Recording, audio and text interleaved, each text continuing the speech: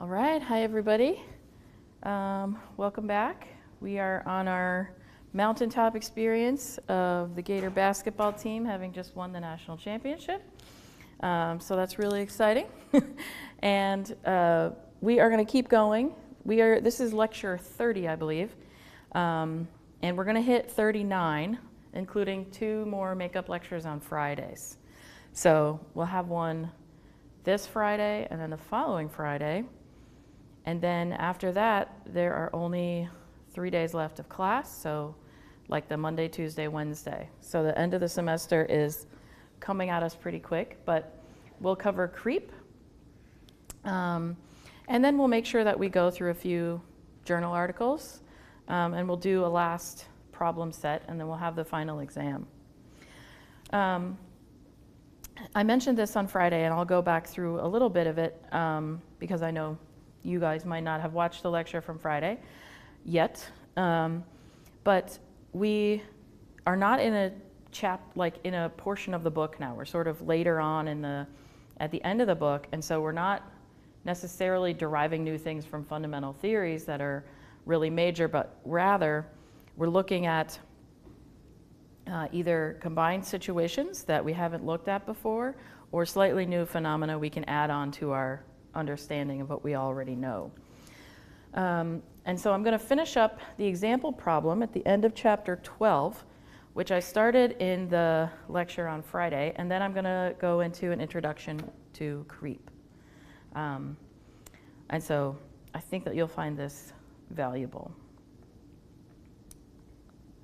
Okay, let me just make sure I have, the whole thing up. Okay, so there is a very nice problem at the end of chapter 12 in which you can see it on the left side here, in which there is a notched rectangular bar with a load in the vertical direction, and it has notched sections on either side. So we know from what we've learned in the past, those are stress concentrators.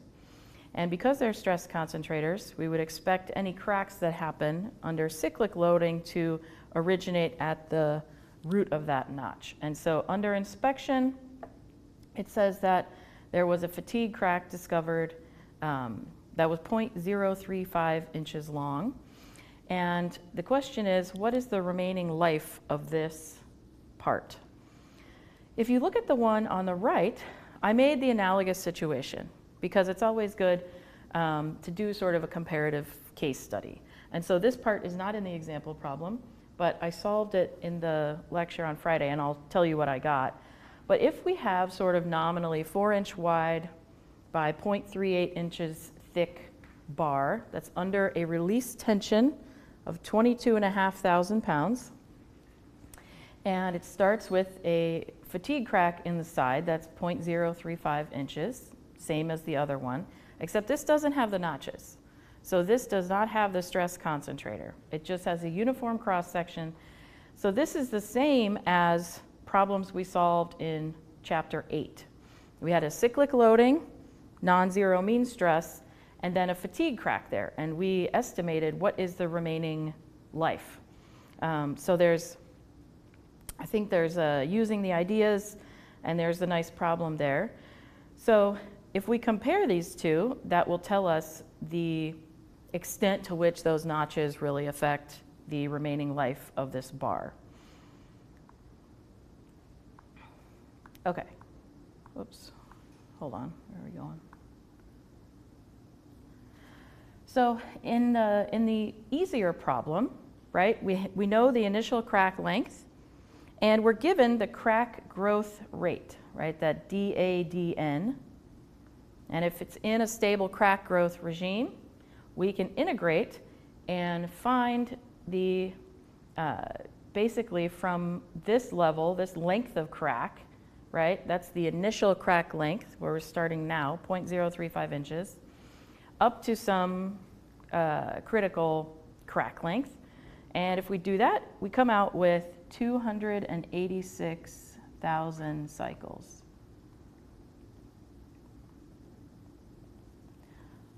So that's a decent bit. I think if we just say, oh, this thing has this release tension once every hour or something like that, it's going to continue to last quite a long time before that crack grows to a critical length, and then the bar completely breaks apart. So now our task is to come over here and compare that with the case where there's a stress concentrator at the edge, and the interior dimensions are 4 inches, which is the same as my straight bar with no notches. So the nominal stress between these two without the notch concentration is the same. That's why I chose those dimensions.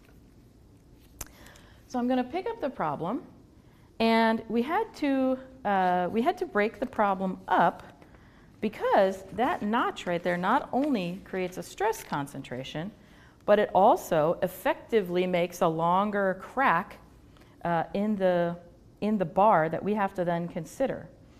So if we draw a cross section, oops, that was very pointy, should be more round, of a rounded notch, and then there's a little tiny crack coming out the end of that notch, and there's a stress field there from the notch, around the notch, regardless of whether there's a crack. You can see now that at the far field, right, far away, where we're looking at the nominal stresses and things like that, the stresses that go in and affect that crack tip there are not just the crack length, but rather this notch depth plus the crack length. And so it's really got all of that, potentially contributing to the growth of the crack. And because that happens, we had 2 regimes. We had a regime where the crack length is less than some distance that this stress field goes in. And there was a way to estimate the length of that little sort of local stress field, and it was just sort of a coefficient times the square root of the root depth, capital D, and then the notch root radius, little r. And so we came out with some threshold value there, and we said, okay, if our crack has not extended through that zone, then it's less than that, we can come up with some K1 for that situation. And so we came up with, I don't have the multiplied values out, but I will in a second. 2.25 times 1.13 times stress square root pi a. And so the stress level that we're putting in there has 2 things, right? It has the C1 that we calculated in the past, we know what that is. And then it also has the stress concentration factor, KT, out front. So the stresses out in front of this radical with the crack length are higher than we would have if we did not have the notch there. But we still have a relatively short crack compared to the length of our stress field. And so we don't really have to take into consideration the capital D, the notch root depth yet. We still just have sort of this local situation. So that's what we come up with. When the crack continues to grow then in some kind of stable crack growth rate, right, it's going to keep going, and eventually it may go outside of this stress zone there at the crack or at the notch root. And so for that, we have a different situation. So we have A greater than D. And for that, we had K1 is equal to 1.21 times the stress times pi. But now instead of just the crack length, we have the notch root depth, capital D, plus that crack length A. And we calculated this. This is the C1 out front. And that C1 is based on kind of the average of what we would calculate when the crack is at the beginning here of its extension, and then when it gets to the critical crack length out there. So this is the critical crack length out there. So we have two regimes. We have kind of a, I'm going to call them small crack and big crack. So when we have small crack regime, it's extended not out of that stress zone from the notch. And then in the large crack regime, it is already through that. We also, as a corresponding values, calculated when do we consider this, A shorter than D, and when do we consider it A greater than D. So for the second regime, down here, sort of big crack regime, we had the crack going from 0.065 inches to 0.1 inches. And I believe this notch depth was a ½ inch. So when we do our calculations, we have to add on ½ inch plus those values as sort of our effective distance in here. And then before that, I think it said our initial crack length was 0.035. So our small crack regime is 0.035 up to 0.065. And so they're treated slightly differently. Small crack regime, it's local. Big crack regime, it's affected by both the notch root depth and the crack length to a greater extent. Okay, so that's where we got to in the last lecture. And then what we're going to do now is integrate through both of these regimes, and then we will sum them together to find the total remaining life. So we could say N, capital NF, is equal to NF of the small crack regime, A less than D, plus the number of cycles in the subsequent regime of A greater than little d. And so we'll sum those two together. That'll be our total remaining life. As a side note, these cracks that we're dealing with in this problem have not been corrected for the small plastic zone. So that is an additional maybe step in accuracy. I believe when I solved the problem for the non-notch plate, we adjusted this 0.035 up to 0.0414 because we decided to account for that plastic zone. Whoops, 0.0414. There we go. So it went up, by 20%, but we don't have to, we're trying to get an idea of the length, and we are making a lot of assumptions. And so in this problem, they don't correct for the plastic zone here, but you could do that, and it would change slightly both of these values that we are integrating to and from in the small crack regime, and it also is expected to change the result in the large crack regime. Okay. So let's start in the small crack regime. And we have to decide what stress we're going to plug in. Let me just circle what we're going to work on first here. Okay, so it's in the top right. We have to decide what stress we're going to use. And then we already know the crack lengths. And then we'll set up our integral where we integrate the crack length and the number of cycles according to our stable crack growth law that was given to us. So it's a released tension problem. So we can say that there's a maximum stress, which is just the load divided by plate thickness times the H, or the width of that plate. And so we're going to keep it as a nominal stress. So it's going to be 22,500 divided by 4 times 0.38. That was the thickness of the plate. So we come up with 14.8 KSI. So that's our nominal stress. And this is a release tension problem. So our minimum stress is 0. So it goes between 0, 14.8, 0, 14.8. It's never in a compressive stress situation. And let's think about the stress ratio, capital R, right? And so if we do 0 divided by anything, we get 0. So that describes, that's one metric for describing our non-zero mean stress. Okay, so there is a little bit of using some values in the next section here, which we didn't talk about much, but it's at the end of chapter 8. And it really is a modification.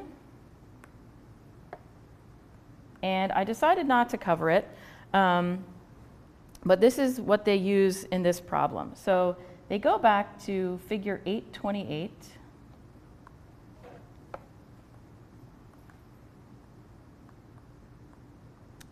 To calculate what they call the opening stress.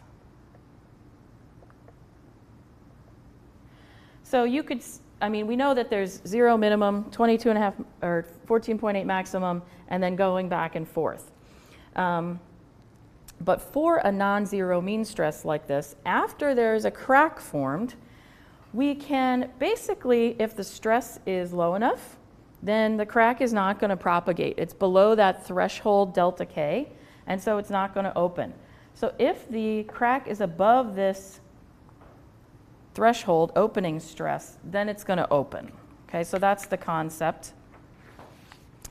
And so from that figure, we can find that the factor that we need to multiply by for our stress is going to be the opening stress divided by the maximum. And so what we do is we read that figure, we get 0.6 from there. So all we do is multiply 0.6 times our maximum. Okay, so we're going to do that. So 0.6 times, 14.8. So we come out with 8.89 KSI. And that's our opening stress. So it's a little bit lower. We'll think about at the end if we didn't do this and we just used the maximum stress or we used a mean stress, what would we get? Right? And this is actually not too far away from the mean stress, right? It's at 0.6. So then we have an opening stress. And if this is sort of a threshold above which we need to reach to open the crack, then our effective stress that actually is contributing to crack opening is the difference between that stress and the maximum, right, which is just 0.4 instead of 0.6 times our maximum stress. And so they use a value of 5.92 KSI. So that's how they came up with that value, that effective stress, that is what is needed to continue opening the crack. Okay. So now we can use this stress value and plug it into our equation that we were going to use. Give me 1 second.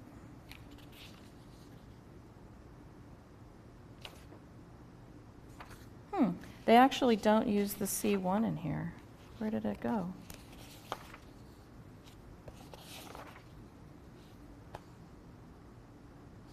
Oh yeah, they do. They just multiplied it already. Okay. So we had before, in our zone A less than D, we had K1 is equal to, we had 2.25 times 1.13 stress concentration and the C1. And now we'll put in our effective stress, so 5.92, and then square root of pi A over the range of 0.035 inches to 0.065 inches. And our crack growth law that was given to us, or our fit of the slope, is 6.3 times 10 to the minus 7 times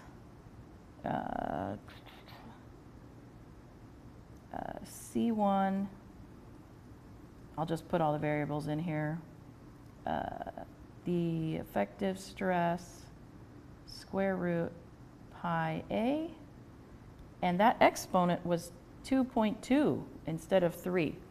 So we have a different exponent here. So it's going to change some of our integration a little bit. We're not integrating divided by like a to the 3 halves anymore. Now it's a to the 1.1 because we have square root a to the 2.2 power. So 2.2 halved is 1.1. So the setup of the integral goes like this. Whoops, okay. So we'll integrate 0.035 up to 0.065. We'll have 1 divided by a to the 1.1 power dA is equal to the integral from 0 up to the number of cycles, I'm going to call it d less than a, of 6.3 times 10 to the minus 7. That was our sort of prefactor there. And then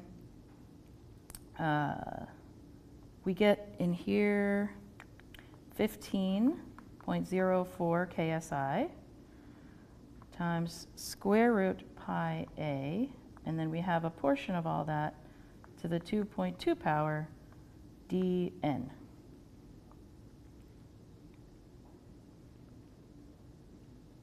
And there's no n's on the right-hand side, so all of those numbers come out as coefficients, and then we put, whoops, there shouldn't be an a in there. We've already moved the a to the other side. So it's just square root pi to the 2.2. So all of that on the right-hand side, that's 6.3, 15.04, and square root pi and all that to the 2.2, that's all a constant now. So that makes the integral very easy. So if we integrate a to the minus 1.1 power, right, we come out with minus 10 divided by a to the 0.1 power. We'll do that through our limits of integration. I'll just write it like this. The little bracket is equal to 8.63 times 10 to the minus 4. That's the constant that comes out. And then we integrate that 0 to n. So I'll make a circle around that. So that's relatively easy to do. Put it in the calculator, and we come out with n, a less than d, is equal to 972 cycles. Okay, so it's actually quite low compared to what we had before with no notch. We had got up to like 10 to the 5th, and here we are less than 1,000. So this is truly a stable crack growth regime. It doesn't go on forever, right? If we had used the higher stress value instead of the effective stress that's opening the crack, that's kind of a diminished value, that's about half of what it was, then our effective stress, just get a different color, right here, right, that went into this value and then this constant here at the bottom would have been higher, right? And so if that value is higher, then we compare that to the same difference on the left-hand side, and so that means our number of cycles would have been lower than 972. So that makes a lot of sense, but not necessarily a one-to-one correlation, right? Because of the 2.2 power in there and the way that shakes out. Okay, so we got the small crack regime done. Now we have one more thing to do, which is the big crack regime. So let's go to our equation for that.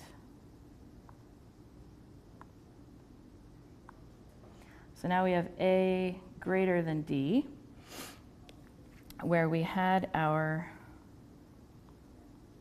we're going to call it like a delta K1. They call it that in the book. So we had our average C1, which is a little bit higher, because now we have this greater effective length, so that led to a little bit of a higher C1. And then our our effective stress, that 5.92, times square root of pi times d plus a, all that under the square root. And this is going to go from 0.065 inches up to 0.1 inches. Except we're going to basically combine the D plus A so that we don't have to carry that the D plus over when we're integrating, because we don't want to do that. So now we're going to say that D plus A is 0.5 inches plus A, where A is the range of values here. So our new range of values is 0.565 up to 0.6.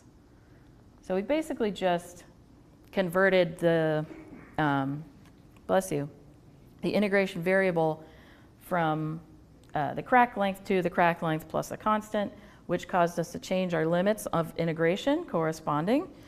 So that's the same. And then we have, if we call that A prime, that's our new integration variable, then dA prime is the same as dA, right? Because what we've added on when we're transforming that variable is just a constant.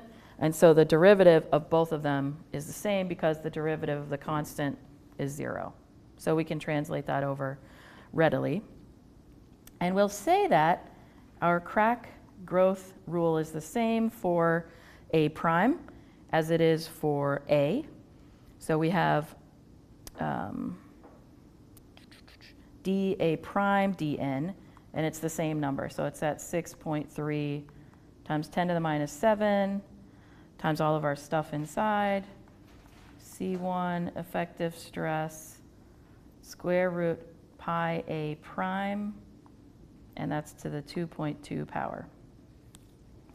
So we set up our integral, 0.565 on the bottom, 0.6 on the top. Then we have 1 divided by A prime to the 1.1 power, dA prime, equal to integral 0 to the number of cycles it would last for A greater than D, big crack regime. And if we multiply the 1.21 times 5.92, that gives us our total stress out front, times the constant, right? I'm just going to write all of that in here. We get 1.69 times 10 to the minus 4, and then dN out here. Okay, so it's the coefficient here is 1.69 times 10 to the 4. Before we had 8.63 times 10 to the 4. So there's a bigger coefficient. So bigger, and this is what I mean by coefficient, this 1.69 times 10 to the minus 4. Oh, sorry, it's lower. And so let's see what we get, how that compares when we have a different integral on the left-hand side there. So I'll go to the next slide. We will get minus 10 divided by A prime to the 0.1 from 0.565 to 0.6 equal to 1.69 times 10 to the minus 4 times our crack length, A greater than D. When we solve for that crack length, we get 375 cycles. Okay, so now our total number of cracks, our total number of cycles before the critical crack length is going to be what we had before, 972 plus 375 is 1,347. And this is for the notched specimen. And then for the unnotched specimen,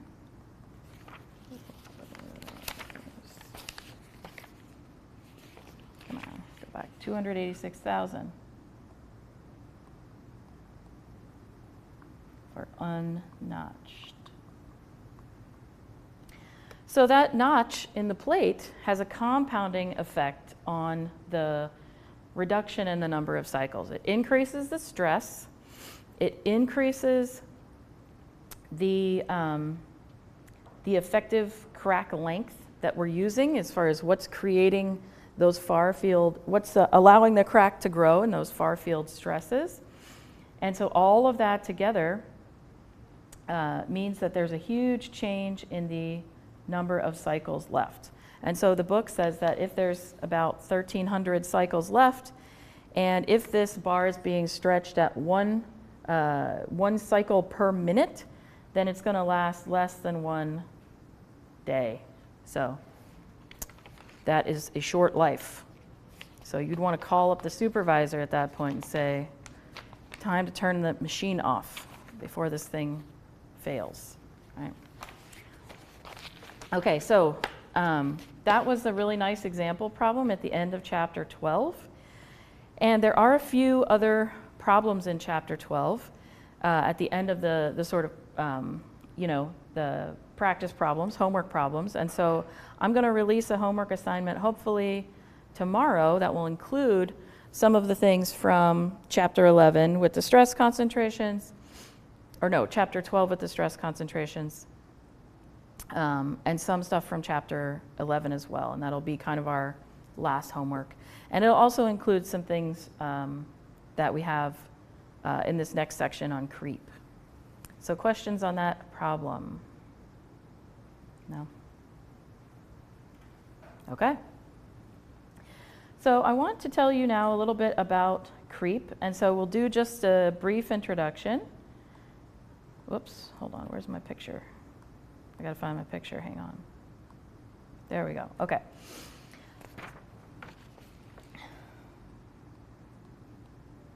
Okay, so if you've studied creep in the past, you know that it is a very tricky phenomenon.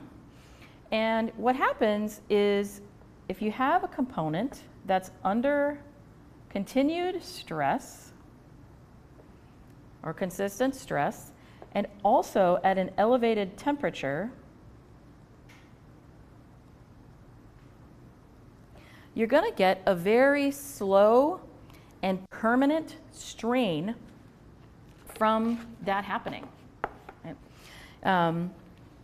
And we talked, I showed one example of that airplane from World War I, after World War II, where that was like a revolution in people studying fatigue properties, right? Because the ribs on the inside of the fuselage, were having fatigue cracks initiating from them, right? So there was kind of this revolution in designing against fatigue. So creep failures were observed quite a bit right around World War I. And it caused a lot of study. And we'll talk about a few things related to creep. So what is it? Why do we need to consider it? And can we predict it, right? We've been using a lot of other equations for, oh, I've got plastic deformation. Well, if I know how much the thing is strain hardening and I know these kind of strength, exponents, I can calculate what the plastic strains are, combine them with the elastic strains if needed, and sort of predict, if I'm going to have a failure. So creep is a very tricky phenomenon that doesn't really have a lot of fundamental predictive equations. However, there are a lot of mechanical components that experience stress over long periods of time and elevated temperatures, right? And so you can think of things like gas turbine rotor blades.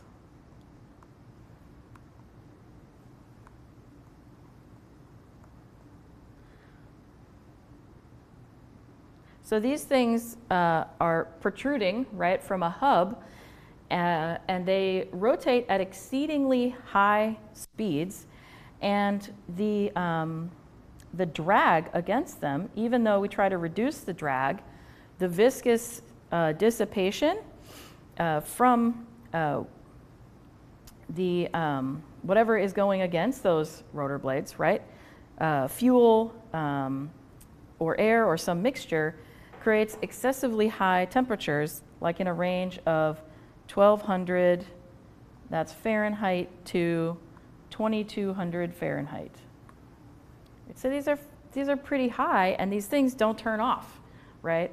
And so they have these elevated temperatures for a long time, and then they have really high tensile stresses in those blades because their job is to push at a wedge geometry, and so they're always under a high amount of tension.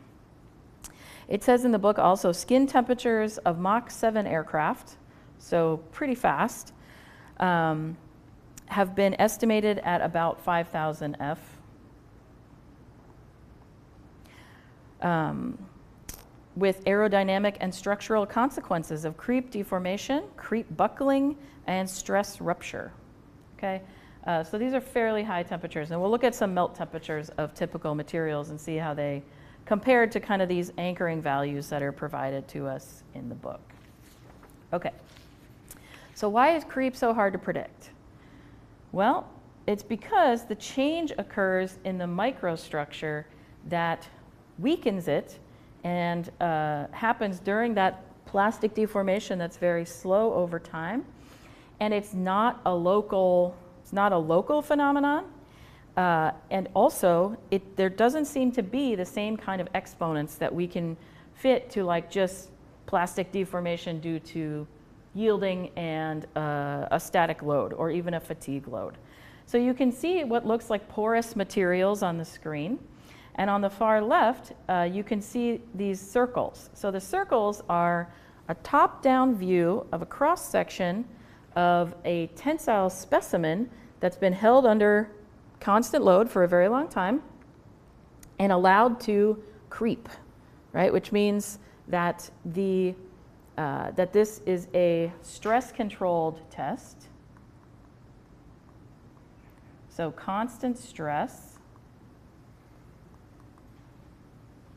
And then the strain is allowed to respond, okay? That's different from a stress relaxation test in which you would apply a strain and then hold the strain and allow the stresses internally to relax. So it's the opposite case, right? So this is a stress-controlled experiment, not a strain-controlled experiment. And so it's a creep. That's how creep is usually measured. And so you can see that this is a P92 steel, so like a hard steel. And in the middle of that zone, that fracture surface, right, they looked at it with scanning electron microscope. And what they found was significant porosity. The scale bar on these ones on the right is 5 microns. So there's like a little scale bar, so I'll draw it off to the side here. It's like 5 microns. And so 5 microns is much bigger than any kind of crystal structure, atomic spacing that we want in a metal, right? So this effectively becomes like a very porous matrix. And you can see now that the properties of it will be significantly diminished, right? Its strength and things like that. And so this is why creep is very hard to predict. It's also very hard to observe. When you have a fatigue failure, the fatigue crack will initiate somewhere and then propagate through. And you can use either optical techniques, paint techniques, light techniques, non-contacting things like eddy current to look at those discontinuities, because the crack is a discontinuity in an otherwise continuous material. Creep doesn't have that, right? It doesn't have, here's the defect, right? The defect is a distributed defect throughout the cross-section that develops over time. And there are ways to assess creep damage, but I think that is a fairly young field. Okay. So really you just have to look at what are the strains, how far has this thing gone? So that's kind of the molecular origins of creep. And so you can see now it's intimately connected with local dislocations, but that are moving through metal grains and sometimes to a significant extent. Okay, so our book is a little bit honest with us about creep. It says, current state of the art does not permit a reliable prediction of creep or stress rupture properties on a theoretical basis. Further, there seems to be little or no correlation between creep properties of a material and its room temperature mechanical properties. So little to no correlation is very difficult for engineers. So the methods that I'm going to describe for measuring creep that are outlined in the text, it says that these tests are relied on very heavily because what you do is you take your exact material that you're designing with, put it through a suite of creep testing so that you have some values and you have some properties you can use for prediction, because there's nothing expected from there's nothing to be done from a theoretical standpoint of just looking up values in tables and saying, oh, I would get like, stage 2 creep. Okay. So there are a few stages to creep. Yeah, I didn't have this plot. So if we look at time here on the x-axis, right, because this happens because of stresses that stay on a component and also elevated temperature. There are 3 stages to creep. And so initially, there will be kind of a faster stage. And so what happens in that initial stage is that the creep strain goes up. So the y-axis is creep strain at a higher rate. And this is kind of a concave down type curve. It decays off. And so this is what we call stage 1 creep or transient creep because it's nonlinear. And then there is some kind of transition after which it goes out to a more linear zone here. So it's going to go up like that. And that's stage 2.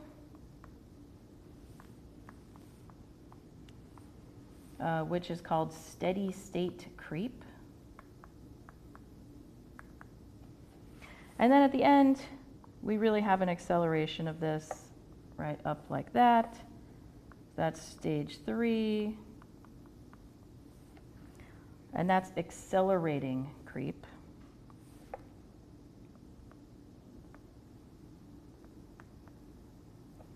Right, because now the curve is convex. And so it goes up in an accelerating rate, and then eventually you get what's called a creep rupture.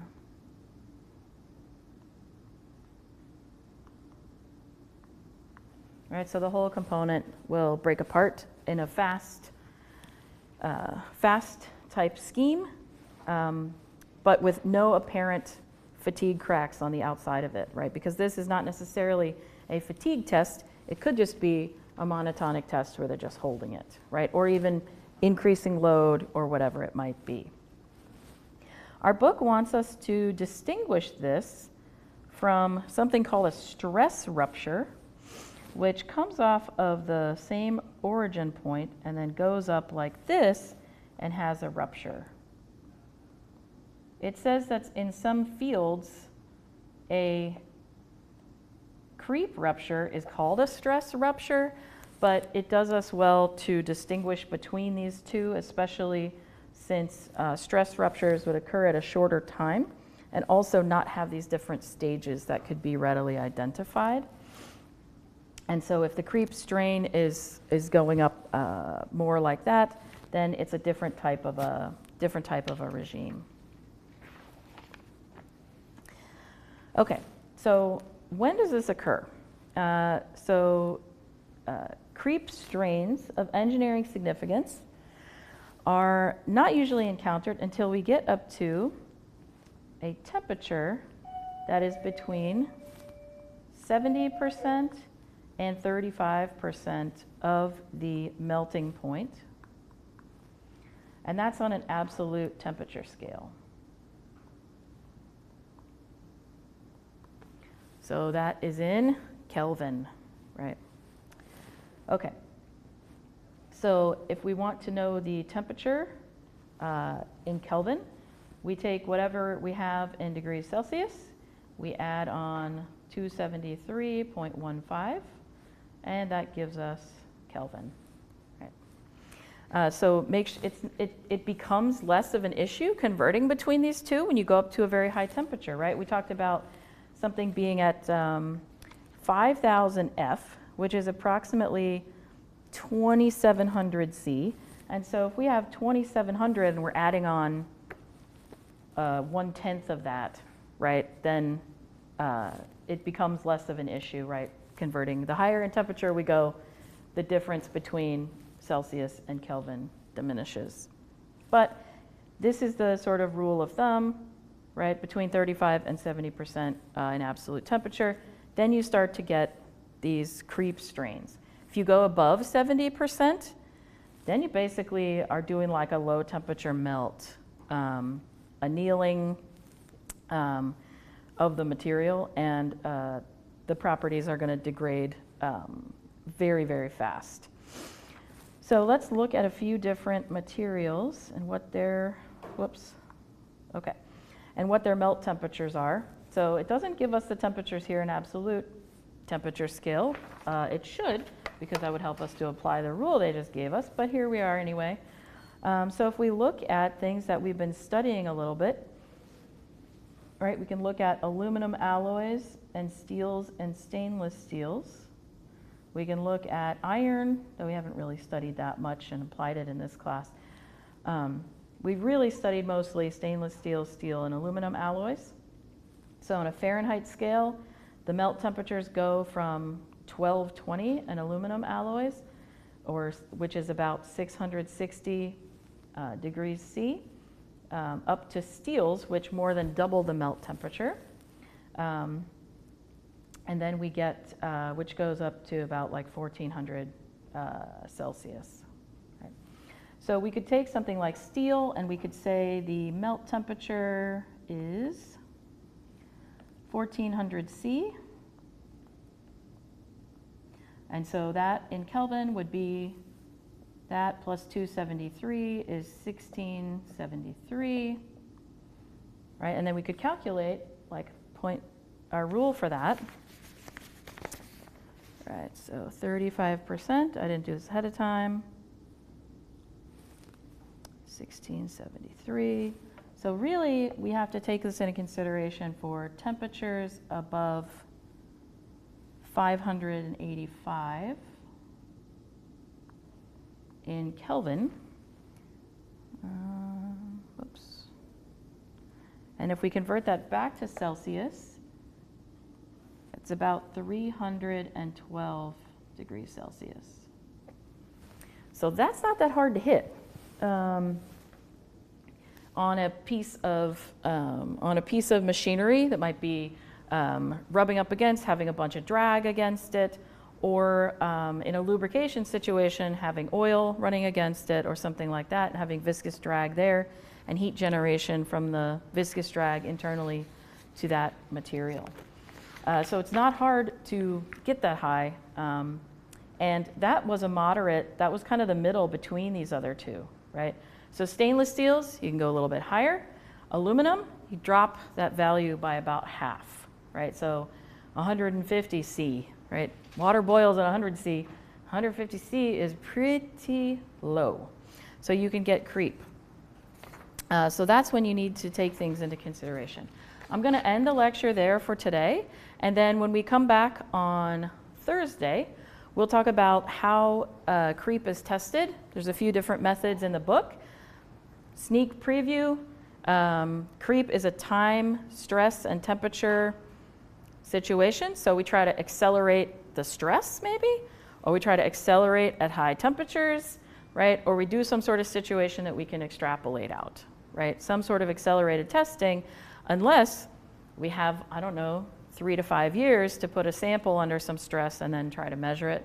That's usually not the case. So we usually try to do accelerated testing. All right, so I'll see you on Thursday, and we'll end there.